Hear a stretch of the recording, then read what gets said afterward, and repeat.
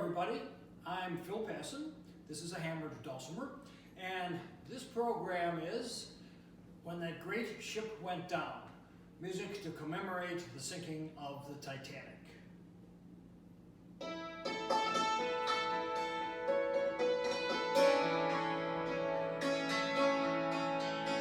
man named William Morgan took his girl to see a play, and on the journey homeward they stopped into a cafe. As soon as they were seated, Liza grabbed the bill of fare. She called the waiter over, ordered everything was there. Bill says, "I know you're hungry, girl, and I don't like to squeal, but who do you suppose is going to pay for such a meal? You may have known me pretty long, but you sure have got my initials wrong. My name is Morgan, but an AJP. My name is Morgan, but an AJP. You must think I own a railroad company. You may have known me pretty long, but you sure have got my initials wrong. My name is Morgan, but an AJP.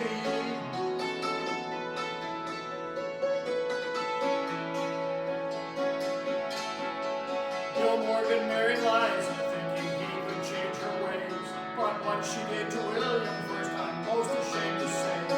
Whenever she'd go shopping, she'd buy everything she'd see, and what she couldn't pay for, have it sent home COD. My name is Morgan, but an AJP. There is no bank on Wall Street that belongs to me. You may have known me pretty long, but you sure have got my initials wrong. My name is Morgan, but an AJP.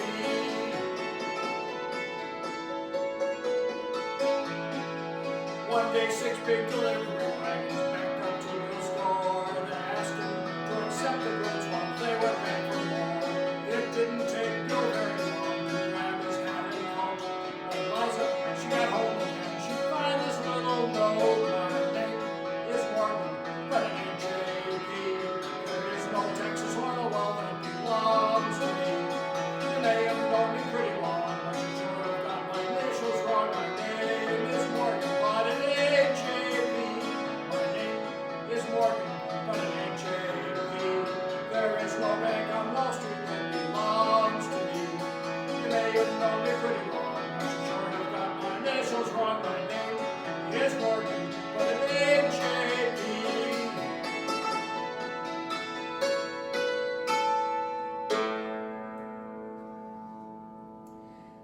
That song was written in 1906 and was quite popular when the Titanic sailed in 1912. J.P. Morgan was from the 1880s till he died in 1913, probably the richest capitalist in the world and one of the wealthiest and most powerful men in the world. Through his holding company, J.P. Morgan Trust, which still exists as J.P. Morgan Chase Bank, he owned controlling interest in most of the railroads in the country, in most of the oil wells in the country. He owned controlling interest in AT&T, General Electric, International Harvester, U.S. Steel. He owned a shipping company, the International Mercantile Marine, through which, in 1902, he bought the English steamship company, the White Star Line. At the time, the biggest and fastest passenger steamships in the world were the Cunard liners Mauretania and Lusitania. And Morgan gave Bruce Ismay, the managing director of White Star, orders to build ships which would be bigger and faster than the Cunard liners. And so White Star contracted with their shipbuilder, Harland and Wolff in Belfast. Actually, the workers, the shipyard workers at Harland and Wolff in Belfast built the Olympic, the Britannic, and the Titanic. When the Titanic set sail on her maiden voyage, she was the largest human-made moving object on the face of the earth. She was 882.5 feet long, 175 feet tall. She set sail on that maiden voyage from Southampton, England, on Wednesday, April 10th, 1912. She went to Cherbourg, France to pick up some passengers and then came back to Ireland to pick up final passengers. and then set out across the Atlantic on Thursday, April 11th. At about 11:40 at night on Sunday, April 14th, about 375 miles southwest of Newfoundland in the North Atlantic, she struck an iceberg, and at 2:20 on the morning of April 15th, she sank to the bottom of the sea. She had been built, at least for the first class passengers, several decks below where things were much different, but for the first class passengers, she had been built as a grand, lavish floating hotel. And some of the richest people, at least in Europe and North America, were aboard. John Jacob Astor, Benjamin Guggenheim, Arthur Ryerson from Ryerson Steel, Isidor Straus, the founder of Macy's. They had built, of course, mass lavish first-class cabins for some of these richest people, and the most lavish of all had been built for J.P. Morgan himself. But at the last minute, he announced that he was not going to travel on the Titanic because he had to stay behind in France with his mistress, who he said was ill. One of the amenities provided to first-class passengers was live music. We know what the musicians on the Titanic played because the White Star Line songbook is still in existence. And here's a tune that they played. This was written in 1911. It was the first big hit for Irving Berlin, who went on to write like 1,500 songs. This is Alexander's Ragtime Band.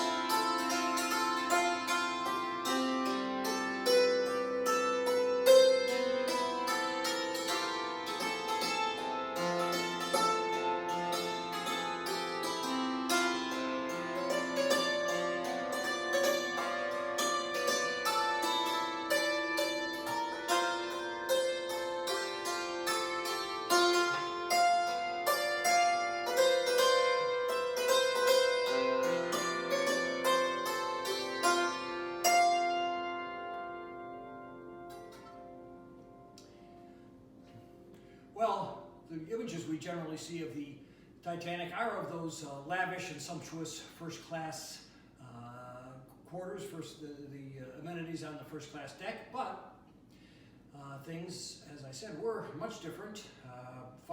4, 5, or 6 decks below in the third class deck. Between 1830 and or so, and the start of the First World War, about 5 million people emigrated from Ireland to North America, mainly, of course, to escape the brutal, murderous rule of British imperialism. There were also other people emigrating to the United States, in North America in general at that time. People from Northern Europe, Eastern Europe, Northern Africa, places in Asia like Hong Kong. And the steamship lines competed for that business because it was pretty profitable to them. There was a lot of it, and it didn't cost them much because they didn't provide a lot in the way of amenities. On the other steamship lines, for the most part, the food provided to third-class passengers for that week-long trip along the Atlantic was nothing. Third-class passengers had to bring their own food for that week-long trip. On the Titanic, there was a third-class dining room. There was third-class, it had its own third-class kitchen. They served 3 meals a day. Not the fancy schmancy stuff that the first-class passengers got, but pretty substantial meals, probably as good or better meals as the third-class passengers got at home on a consistent basis. On the other steamship lines, the sleeping accommodations for third-class passengers were just cots spread out on the deck, not even with sheets and pillows. On the Titanic, there were semi-private third-class cabins that slept between 2 and 10 people on bunk beds. They had the cabin had an electric light bulb, wash basin with running water, sheets and pillows on the bed. There were several shared lavatories with flush toilets. There were 2 bathtubs, one on one end of the deck for men, one on the other end of the deck for women. On the Titanic, there were 323 first-class passengers, 273 second-class passengers, and 730 third-class passengers. So more third-class passengers than first and second-class passengers combined. The decks, or the stairwells going up to the first-class decks from the third-class deck were locked. There were gates on them; they were locked, and the crew took a long time to get down to unlock some of those gates after the ship hit the iceberg, and they never did get many of them unlocked. There was panic and pandemonium down on the third-class deck. A lot of the people in third class never made it up to the upper decks at all. Those that did, many of them got there after the lifeboats had been launched. About 39%, about 1 in 3, about 1/3 of the first-class passengers died on the Titanic. About 58%, over half of the second-class passengers died, and about 76%, 3 out of 4 of all the third-class passengers on the Titanic died. And that's the same number, by the way, as the crew. 3 out of 4 of the crew members on the Titanic died. Here's a song of immigration from Ireland to North America that was very popular when the Titanic sailed.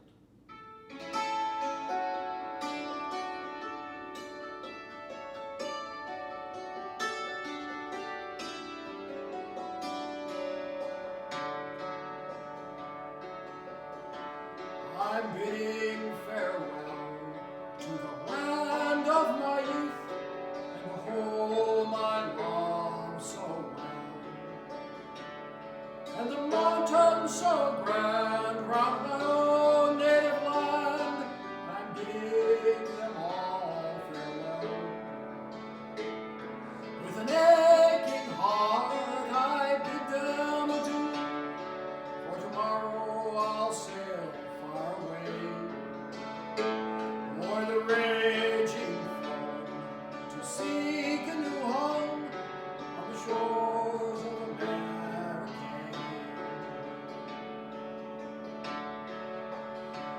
It's not for the want of employment I'm going, it's not for the love of fame, that fortune bright may shine on me and bring me a glorious name.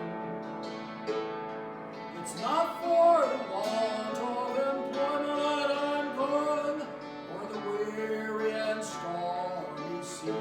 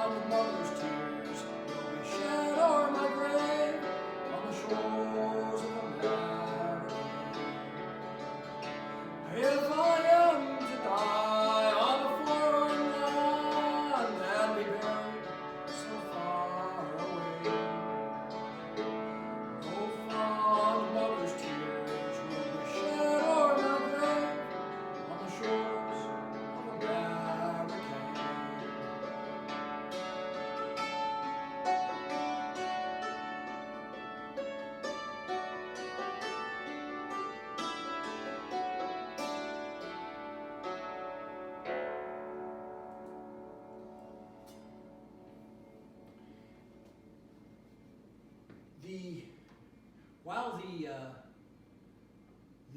passengers listened to the first-class passengers, had music played for them. On the third-class deck, the passengers, many of them, made their own music. There were a couple of community rooms. There was a general room, they called it, where people gathered from like breakfast until 10 o'clock curfew at night. Kids played, people talked and played games, musicians played, and dancers danced. There were probably ouds from North Africa, probably a couple tamburitzes from Eastern Europe, hardanger fiddles from Northern Europe.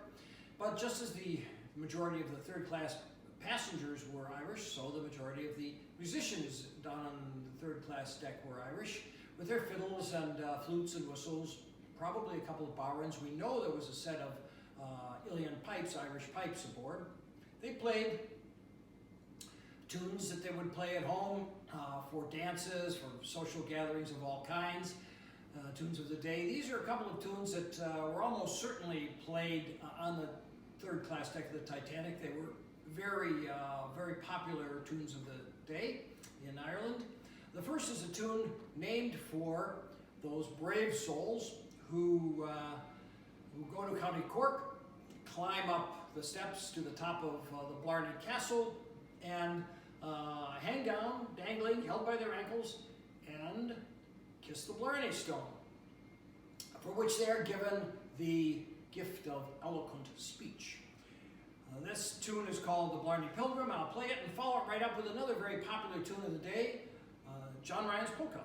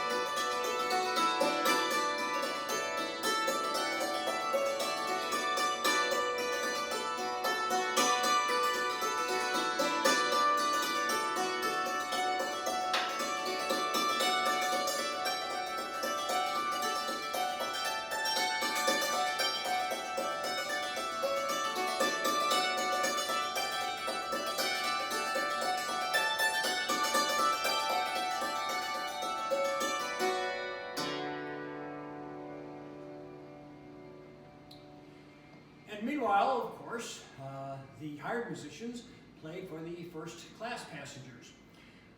There were 8 musicians, led by the violinist Wallace Hartley. Up until 1912, the musicians were hired directly by the steamship lines and were employees of the steamship lines. Beginning in 1912, the Cunard Line and the White Star Line broke the musicians' union and began hiring the same musicians through a talent agency in Liverpool. And with that, those musicians lost, they saw their salaries go from the equivalent of about a monthly salary of about $50 down to $30. They lost their uniform allowance. They were actually not considered employees of the steamship lines. They were considered second-class passengers, and they had to pay for their own incidentals on the ship. On those transatlantic voyages, if the musicians hadn't gotten tips, they would have lost money. When the ship struck the iceberg and the captain knew she was going to sink and ordered the lifeboats launched, he instructed the musicians to play music which would calm the passengers and provide a sense of normalcy. And they did that. They played as long as they could play, and they all went down with the ship.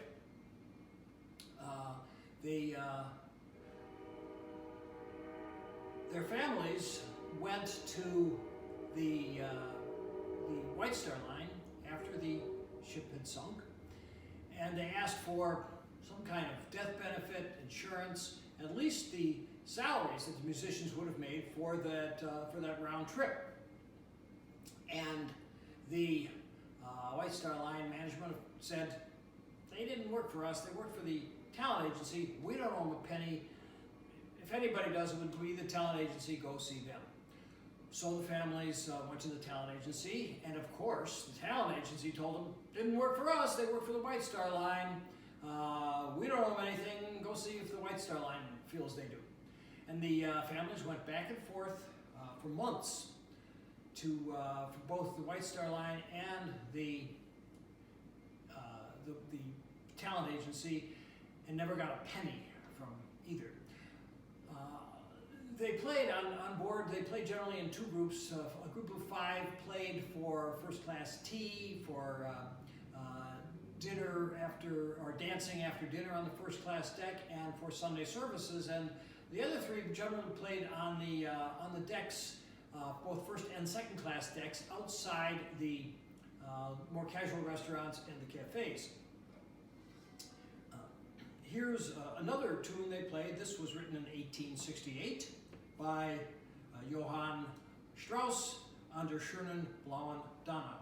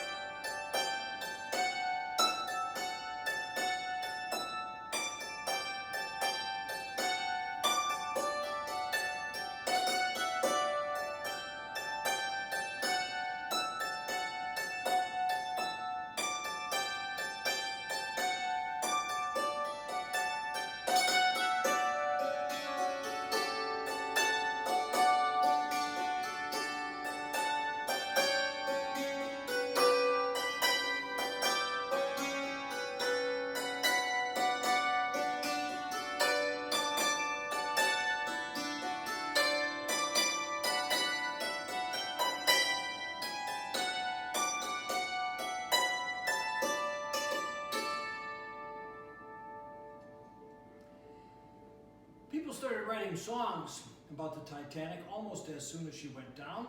This song was was written just 2 weeks after the Titanic sank, written by the legendary folk singer Hughie Ledbetter, also known as Leadbelly. Leadbelly wrote into his song a verse about Jack Johnson.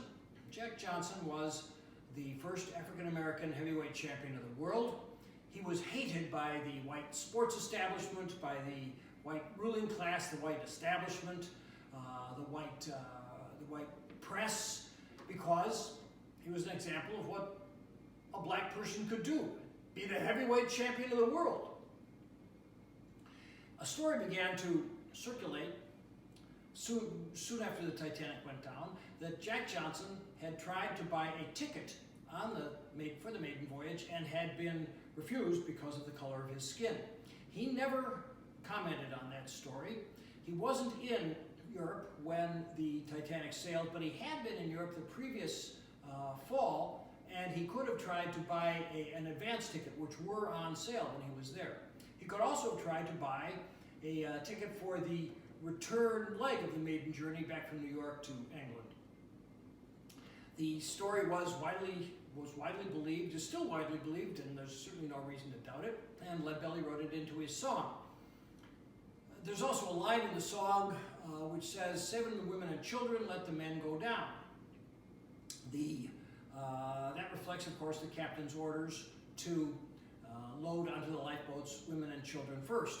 And one officer of the ship took that so literally that he prevented men from getting onto lifeboats at all at the point of a gun.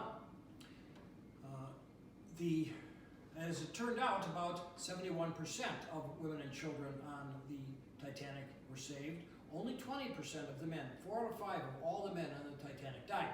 There's a footnote to that 71% of women and children being saved, though, and that was that there were 112 children under the age of 14 on the ship, and exactly half of them, 56 of them, 50% died. One of the 7 children in first class died, none of the 25 children in second class died, and 55 of the 80 children in third class died. This is Leadbelly's song, The Titanic.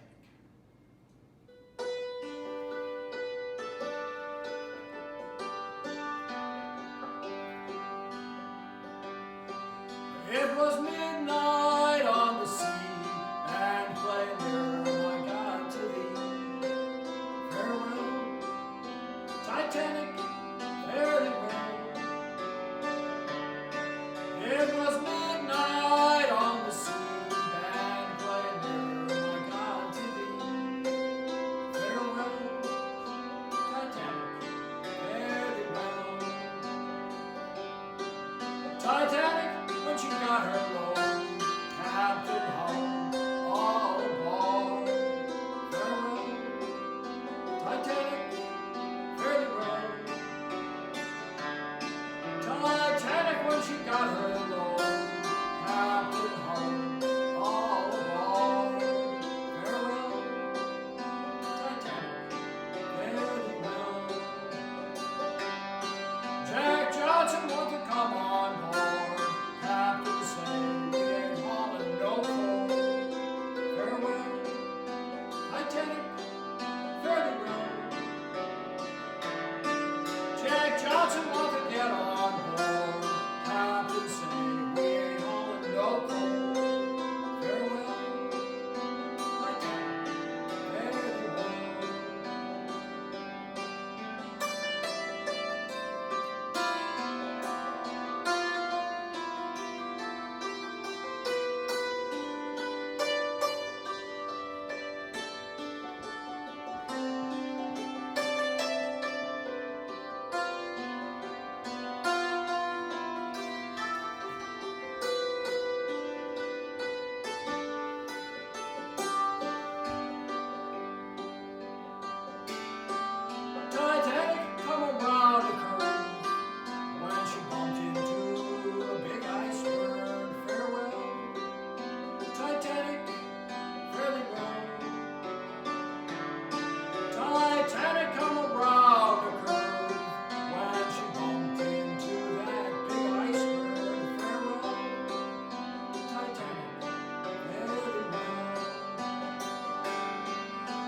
Titanic started sinking down, and them lifeboats floating all around. Farewell, Titanic, farewell.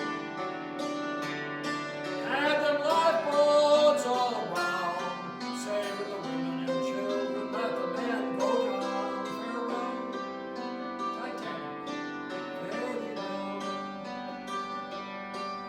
It was midnight on the sea, band playing near my God to thee. Farewell, Titanic, farewell.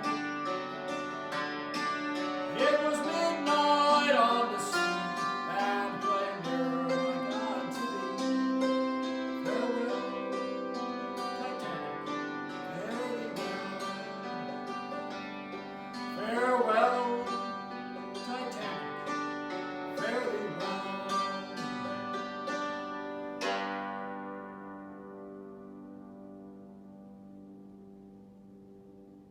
One of the popular music genres of the day was ragtime.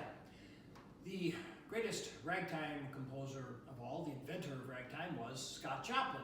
Most musical historians, I think, would say that Scott Joplin was not just the greatest ragtime composer who ever lived, but one of the greatest composers that the U.S. Has produced in any genre, period of any kind, ever. He was brilliant. He invented a whole new form of music. There had been simpler rags. He took those rags, that form, and he took elements of various other musics and added harmonic and rhythmic complexities, and invented a new and very complex form of music. He wrote about 44 rags, 2 ragtime operas, a ragtime ballet, about 30 other pieces, and he died in 1917 at the age of 48 and was buried in an unmarked pauper's grave in Queens, New York. And finally in 1974, people got some money together and put a gravestone on his grave. This is one of his tunes that's in the White Star songbook. It was actually, he wrote it in 1899, and it was his first big hit with a rag. It became a sort of a template or model for other rags, and it's the maple leaf rag.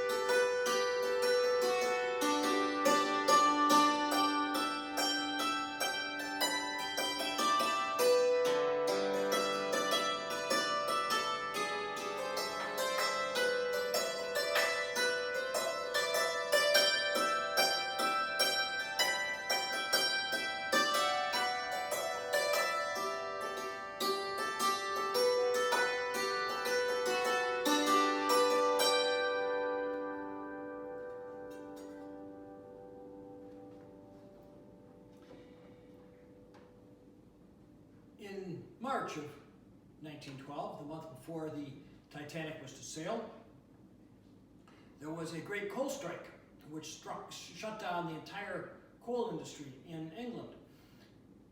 Up to that point, the miners were paid, coal miners were paid on the basis of the fluctuating daily price of coal.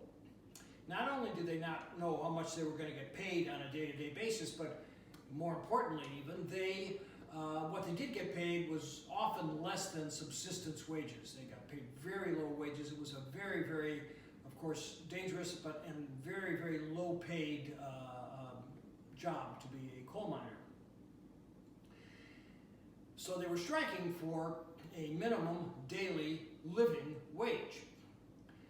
And while the coal mining industry was shut down, of course, all the industries that depended on coal were shut down, including the steamship industry. In the town of Southampton, from where the Titanic was due to sail, there were 17,000 workers normally employed in the steamship industry who were out of work during the coal strike. They had no idea when the strike was going to end. What they did know was they didn't know where the next meal was going to come from. They were totally dependent on charity from the church. They didn't know how they were going to feed or clothe their families. The mood in the town and the city of Southampton was pretty gloomy, very pessimistic and gloomy. So when it was announced at the end of March that the coal strike was settled, the miners won their demands, by the way, the coal strike was settled, and the Titanic was going to sail on schedule, and the White Star Line was going to start hiring for them, the mood in the town changed from gloom and doom to joy and optimism. By the way, there's some speculation that J.P. Morgan put a lot of pressure on the mine owners to settle the strike so that the Titanic could sail on schedule. In Southampton, well, the crew of the Titanic, there were 899 crew members, 23 of whom were women. They were almost all men. 4 of the women crew survived. The crew were heroes, by the way. They stayed with the ship. They helped calm the passengers, helped the passengers gather things, helped the passengers get on board the lifeboats. Down below decks, the crew members who were, many of them who were shoveling coal, stacking coal, loading coal into the boilers, stoking the fires, keeping the boilers going to provide heat for the ship, but more importantly to provide electricity for lights, and most importantly of all, the radio. 724 of the 899 crew members on the ship died. Of those 724, 549 were from the one city of Southampton. So more than 1/3 of all the people who died on the Titanic were crew members from one city.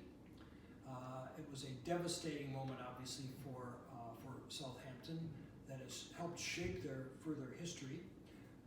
There were whole neighborhoods that were covered in black paper and cloth. The crew members left about 300 widows and 1,200 orphans. There was one school where there were 240 kids enrolled, and exactly half of them, 120, lost their fathers on the Titanic.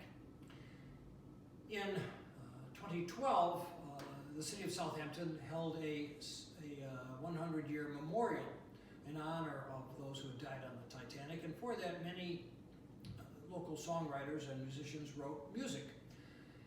This song was written in 2009 by Southampton songwriter Jeff Henry. He wrote it for the 2012 event, and it's about the great joy and optimism that was felt in Southampton when it was announced that the coal strike was over and the Titanic was going to sail on schedule, and the White Star Line was about to start hiring.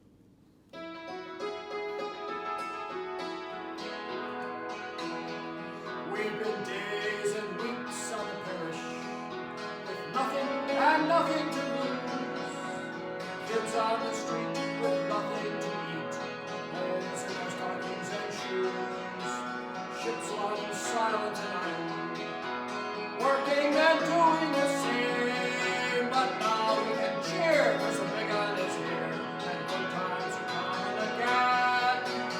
jobs for the boys at the dockside.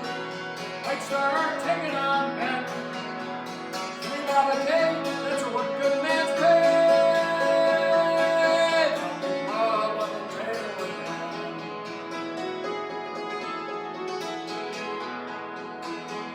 We'll be up with a lark in the morning. Down to the office to sign. PRs and alley metros and firemen office waiting in line. There'll be no more talk on the coastline. No more rowing with wives. We'll have us a job. We'll earn a few more on the biggest percent off for life. There's jobs for the boys at the dockside. White Star taking on men. $3 a day, that's a working man's pay. A big rub on the table again.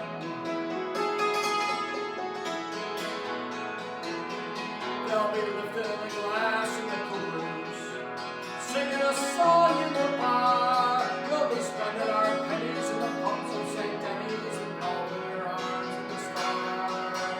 Packing our stuff in the cool, saying goodbye to our friends, then meeting our mates down at the shop gates, cash in our pockets again. There's jobs for the boys at the dockside. White Star taking on men. $3 a day, that's a working man's pay. Big rub on the table again.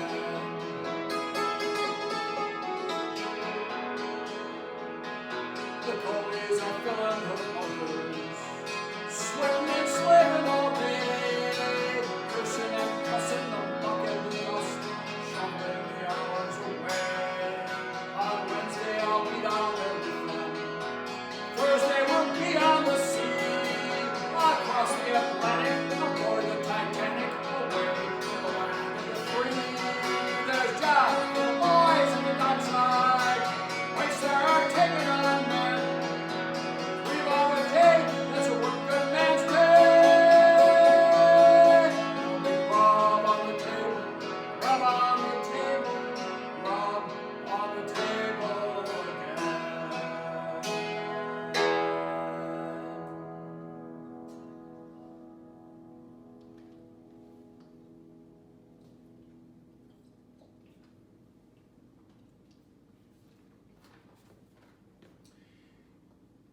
The class lines on the Titanic, of course, were quite evident just in the difference between the first and third class decks.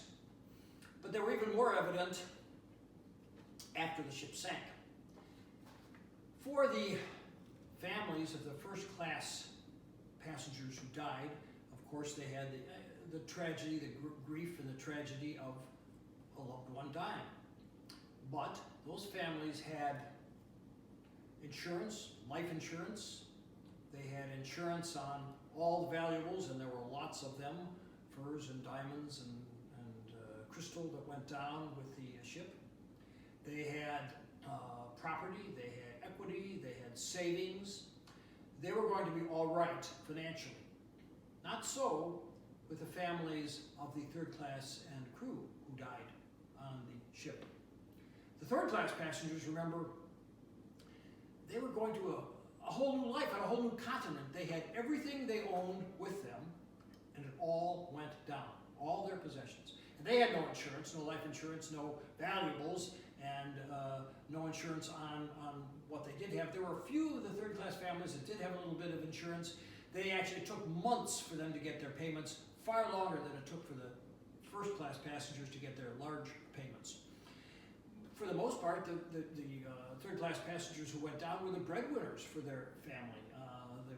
The surviving women and children had no idea. The widows had no idea how they were going to earn an income in this new land and save and feed and clothe their children. They were facing very, very desperate times. The same pretty much was true with the families of the crew who died. They too lost their breadwinner. They actually went to the White Star Line to see if they could get some sort of insurance or death benefits, or at least the wages that the crew would have made for the round trip, the 2-week round trip. And the White Star Line said, well, we'll pay them up until 2:20 on Monday morning. That's when they stopped work. When that ship sank, they stopped work. That's all they get. That's all you get. And so these families too, they lost their breadwinner. They had no savings, really, very little, and no idea how they were going to survive.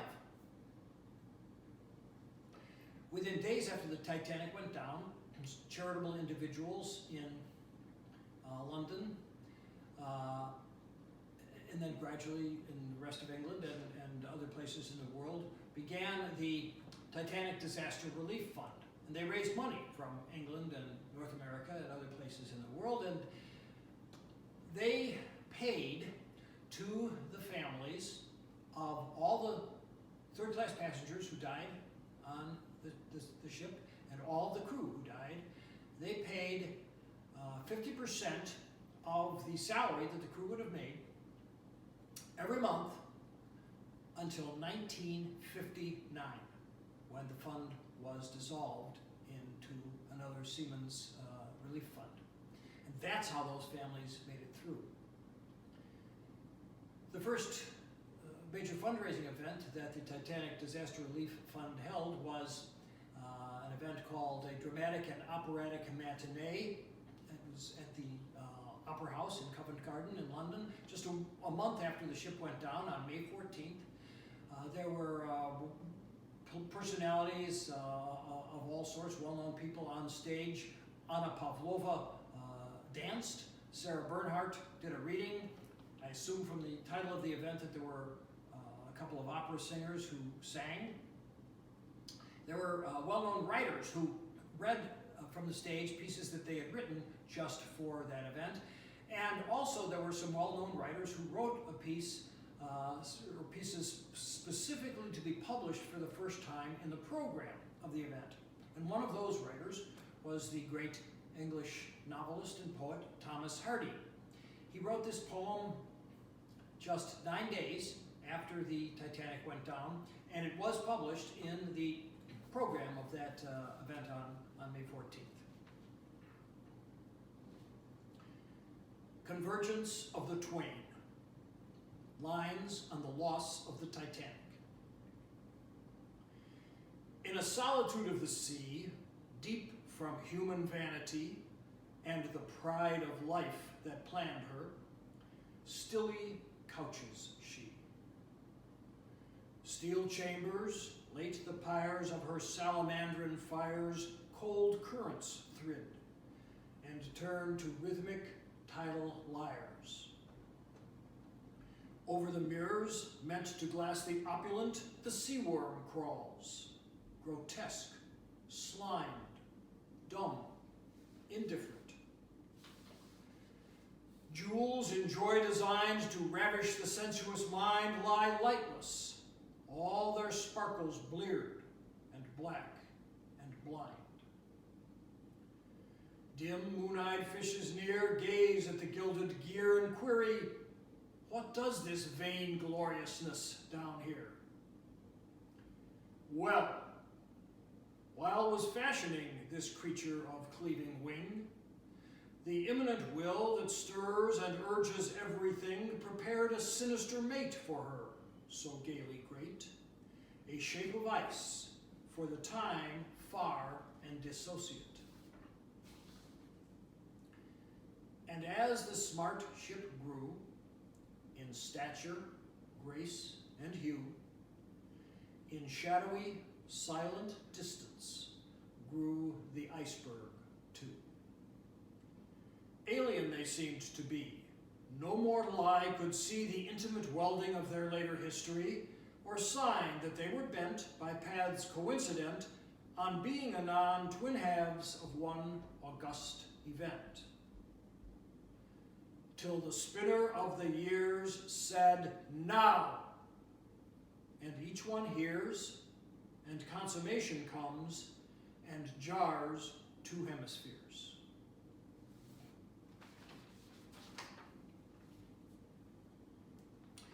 The story that most people know or think they know about the sinking of the Titanic is that the band played till the very end and played Nearer My God to Thee as their last tune. That's what many survivors said.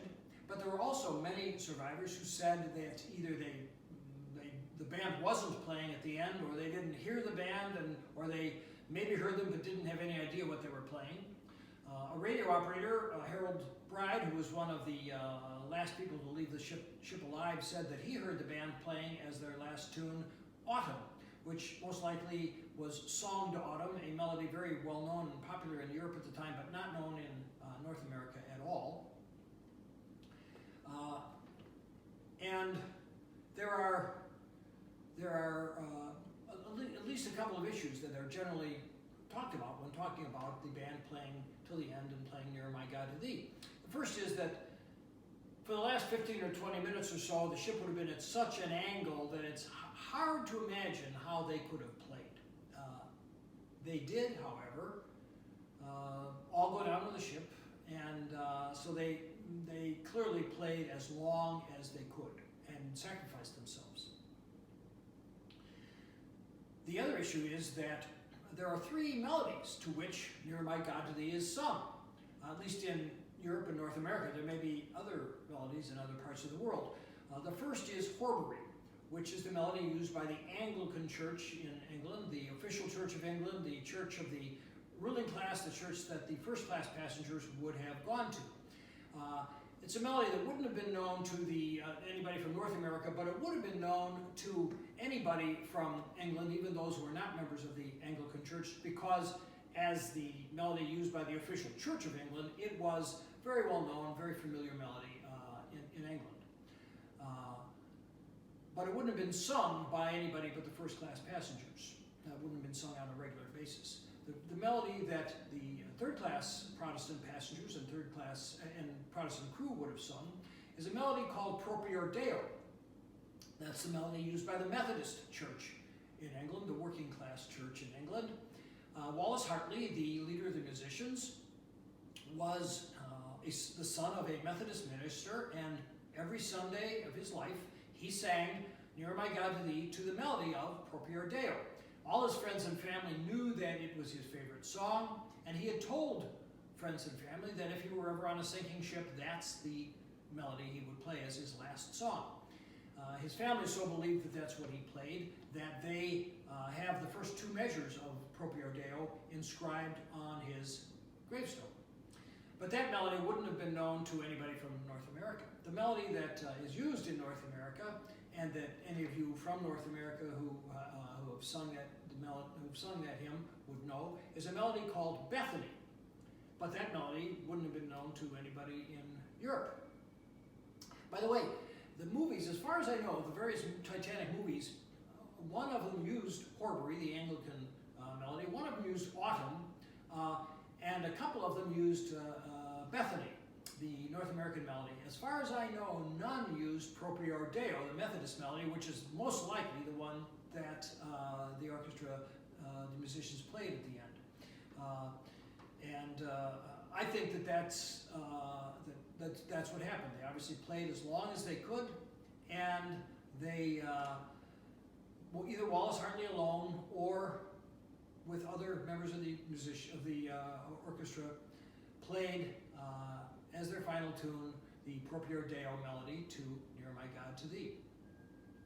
I'm going to play all three of them for you now.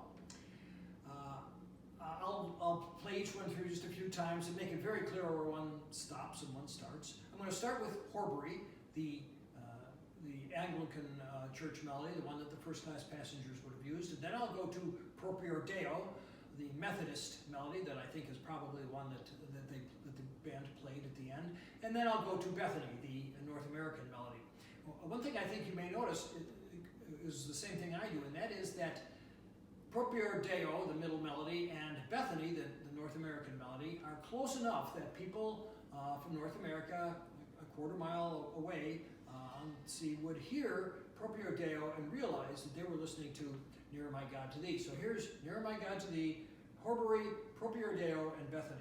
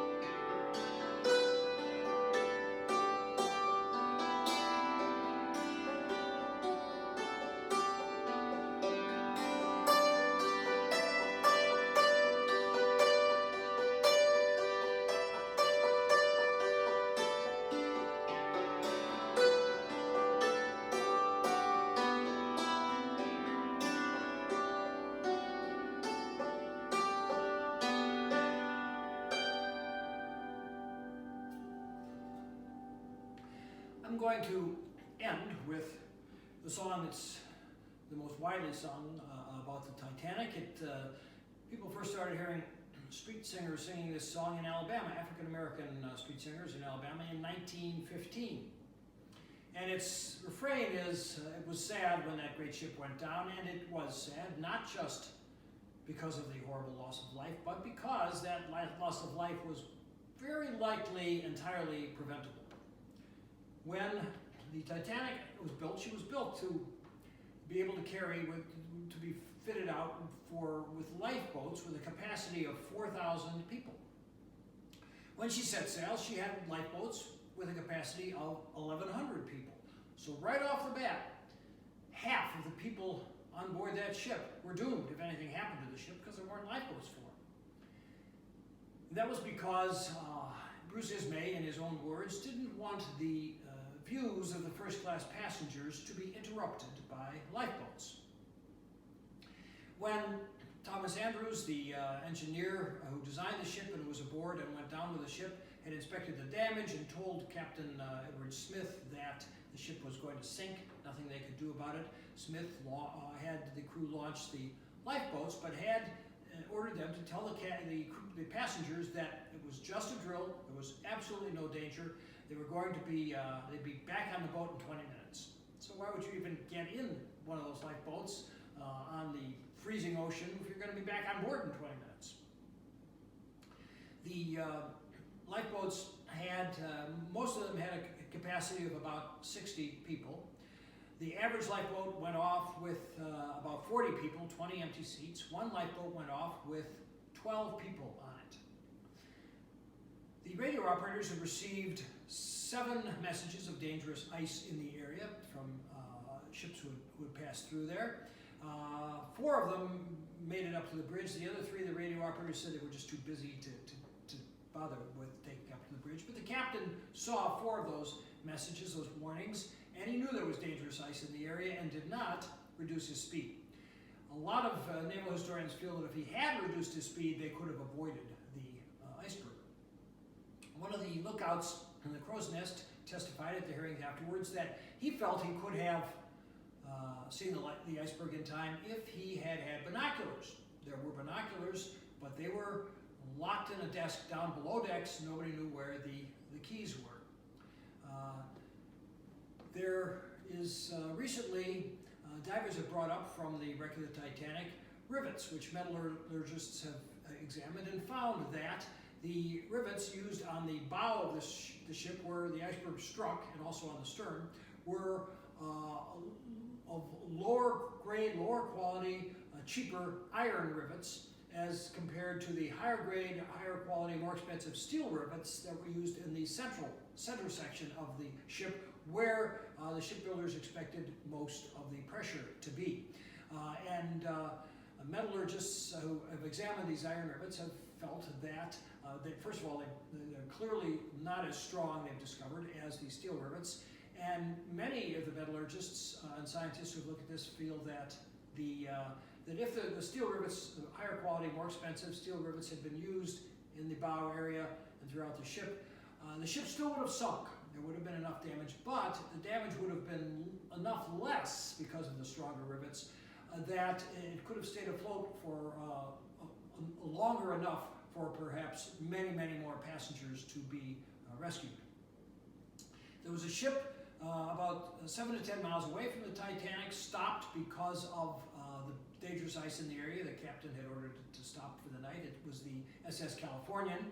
And in testimony afterwards at the hearings, the crew testified that the captain and members of the crew saw a ship in the distance with its lights on, and they said that it looked strange, it wasn't moving. They saw the ship send up flares. The captain, Stanley Lloyd, said, "Oh, that's the Titanic over there, they're having a party." He had his one of the crew members signal with Morse code with a lantern to that ship, but the signal wasn't returned. What he didn't do was have his radio operator get up and get on the air and see if there were any distress signals or call the Titanic. There were no naval regulations then for 24-hour radio coverage, and they didn't even know that the Titanic had sunk until a radio operator did get out of bed, got on the radio in the morning, and heard the news, and then the Californian went over and picked up bodies. There was another ship, the SS Carpathia, about 56 miles away. Their radio operator was on duty and heard the distress signal from the distress call from the radio on the Titanic, reported it immediately to his captain, who immediately, Arthur Rostron, the captain, immediately ordered the ship full speed ahead to the Titanic through that dangerous ice. He actually had steam diverted from the heating systems in the ship to the engine, so that the ship went faster than it was rated for, faster than it ever went before or after. And they made it to the Titanic in about 4 hours and were able to rescue all of those who had made it into the lifeboats.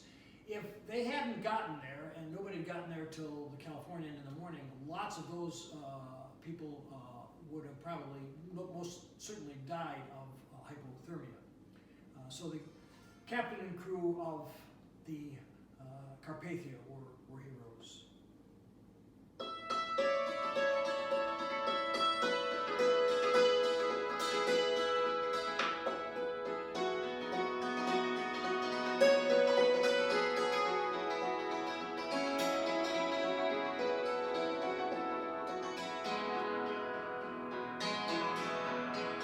It was on a Monday morning, just about 1 o'clock, that great ship Titanic began to reel and rock. People began to scream and cry, saying, "Why am I going to die?" It was sad when that great ship went by. It was sad, it was sad, it was sad when that great ship went by. Husbands and wives, little children lost their lives. It was sad when that great ship went by. When that ship left England, she was heading for the shore.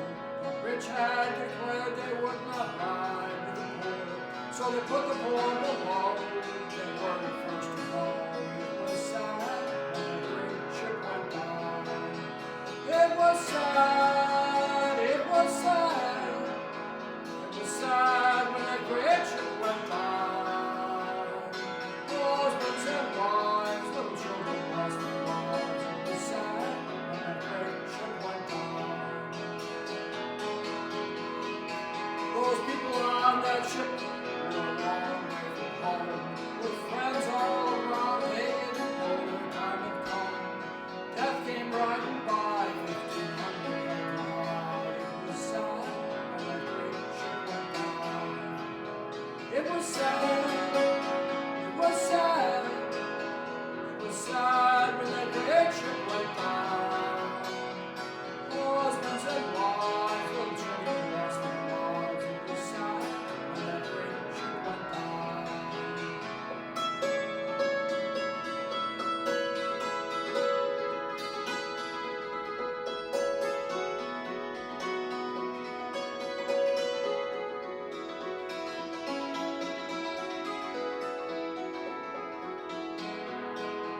They swung those lifeboats out on the dark and stormy sea.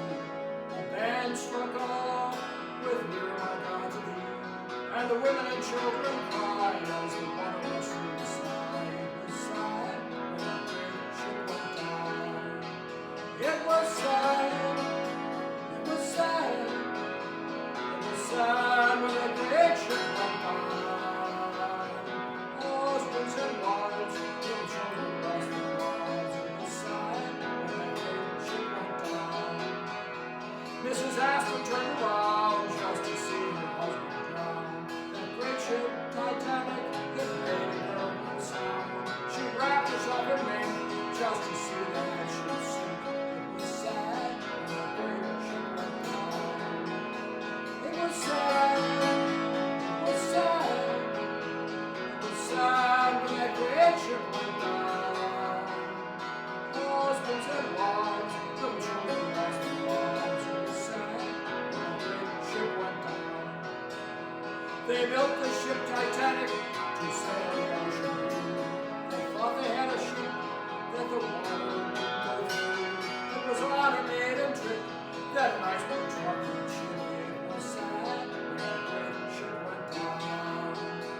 It was sad, it was sad, it was sad when that great ship went down.